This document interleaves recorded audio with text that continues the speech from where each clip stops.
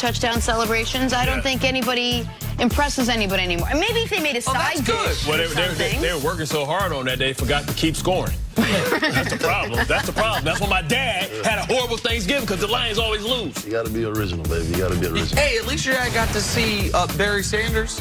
He was in the booth. He was in the booth for a while. Well, Barry lives there, so we see Barry all the time. Yeah, I know, but you get to remember back when Thanksgivings were good. Yeah, he lost a couple, too. He won one. That was actually my first pro football game in 1998. Michigan State, going to watch Barry Sanders play. Wow. Really? Yeah, it's pretty impressive. Best running back ever to play. No disrespect to Emmett, but I am disrespecting him.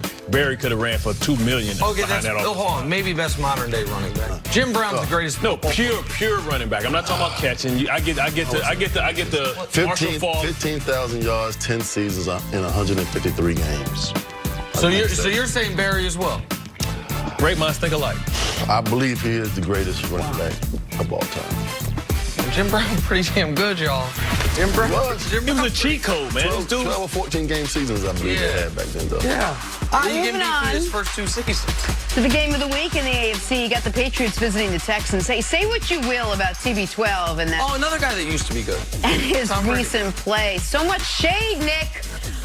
Whether it's because of him or in spite of him, he's right where he always is, Nick, on top of the conference at 10-1. This week could, though, pose an extra challenge as Brady has been limited in practice with elbow issues. The rest of his team seemingly limited with the flu. So, Nick, let's cut to the chase. Who you got in this one, Patriots or Texans? Man, I've been watching this game for too long. New England Patriots. The Houston Texans, doesn't matter what year it is, doesn't matter how much optimism they got. Remember the year the Texans were, I think, the last remaining undefeated team? Yeah. They got all those fancy Letterman jackets for a nationally televised game. New England then went and whooped them and took the 1 seed right from them. Or how about Deshaun Watson, his rookie season, I think it was. They, early in the year, right after he takes over the starting job, drives him down the field to win the football game against New England. All you got to do is hold Brady for 60 seconds. Nope, Brandon Cooks, corner of the end zone, touchdown, good night, good luck. Or the playoff games where the Texans have been embarrassed by the New England Patriots. They can't beat these guys, and they certainly can't beat this team with this defense this year. You're right, Jenna. I do not believe the Patriots have an elite offense. I do not believe the Patriots in 2019 even have an above-average passing game. But they don't need it in this football game. The Texans' defense, by the way, 31st on third down, 32nd in the red zone, 2 spots that just kill you against a team that is as buttoned up as New England. So for all those reasons, I would be, and I'm more down on the Patriots than almost anybody. And you're still taking the Patriots. I would be shocked if the Texans are able to win this game. I wouldn't be shocked, but I don't think we need to really worry about Tom Brady's elbow. I mean, time after time, when you think Tom Brady's down, he comes back and proves everybody wrong. I mean, he's been doing that for 20 years now. But I put Deshaun Watson in the elite quarterback class. I believe that he's elite. But if you want to be one of the best, I think you have to prove it to yourself and prove it to your teammates and prove it to your organization. And you have, which I think, who is the best wide receiver in all of football in DeAndre Hopkins. If you want to be elite, you have to beat the best, and that's Tom Brady. So I think that they can go out and beat the New England Patriots. It's not going to be easy, but I think that they can get it done. Let me follow up real quick. We saw Stephon Gilmore erase Amari Cooper a week ago. Just totally take him out of the game. Right.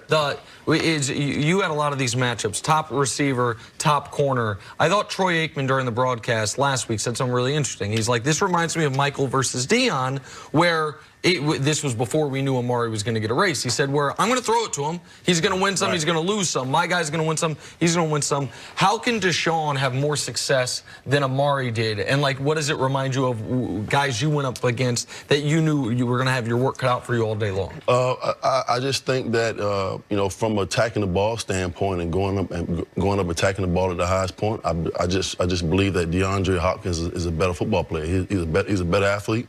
He beats man-to-man coverage at the line of scrimmage. He separates well in the top of the route. And, you know, he has that mentality that, you know, he's a dog wide receiver. You know, he's not just one of those guys that's going to catch the ball and just slide on the ground and go out of bounds. He has a dog mentality. And he's been showing that since day one, since he got into the NFL. He's a big-time competitor. And he takes it personal when teams come up and press him at the line of scrimmage, which every wide receiver should. But to watch Amari Cooper go up against Stephon Gilmore last weekend and get shut out, for me, that would never happen. But I saw it happen, and but I do think that DeAndre Hopkins is the best wide receiver in all of football. Well, you look at DeAndre Hopkins and look at, just body type wise, the difference between him and Cooper. He has a greater catch radius, and he's not one of these guys that depends on the yak after the yards. He's a guy that catches the ball down the field. He'll give you some yak, but he does have that dog in him. You've seen, when they've had these joint practices, him getting in fights and barking back and forth. And also, I think the difference is Deshaun Watson is willing to give his guy a chance. Dak's not a guy that's willing to give his guy a chance. He saw him covered. He didn't give him the 50-50 ball. DeAndre Hopkins has made his entire career of winning the 50-50 balls because he doesn't have elite separation. He doesn't have elite speed. So guys are going to try and challenge him at the line of scrimmage, which I think Gilmore can do, but it could also, bite you because, me playing with Plex, knowing that sometimes somebody think they can get in his chest, and they try and bully, and the bully gets bullied because if you miss or you get out physical at the point of attack, then those are big plays down the field. One of the issues for the Texans in this specific game, I think, is the Patriots do such a great job of keeping everything in front of them, not allowing the big play. And I think Deshaun Watson will win a league MVP one day. I think he is a great football player.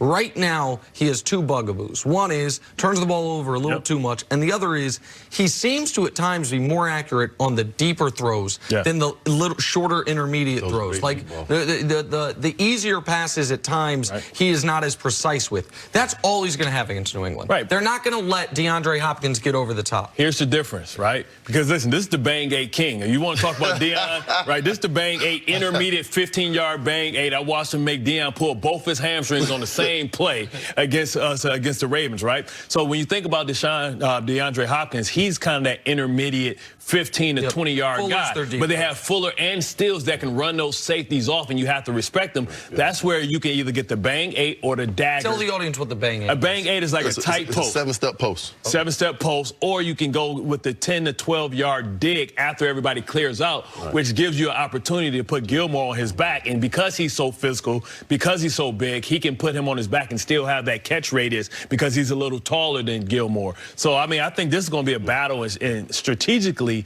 I think that it can cause some problems for that great, defense because they have those two elite. They don't have one. They have two Deshaun Watsons, essentially, that's just going to run the top of the defense off. If you take all the players out of it, talk about the coaching discrepancy. Oh, yeah. Where would you even put a guy like Bill O'Brien up against a guy like Bill Belichick?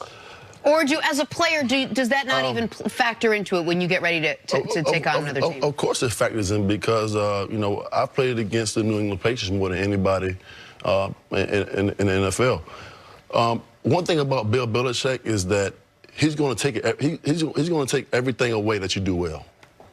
I've played him 6 or 7 times, and you're going to see something different every time that you play against him defensively. And I believe that he's going to show Deshaun Watson something different that he hasn't seen all season, and the Houston Texans are going to have to make adjustments on the fly. And when you go make those adjustments on the fly, it just may be too late. If the New England Patriots get up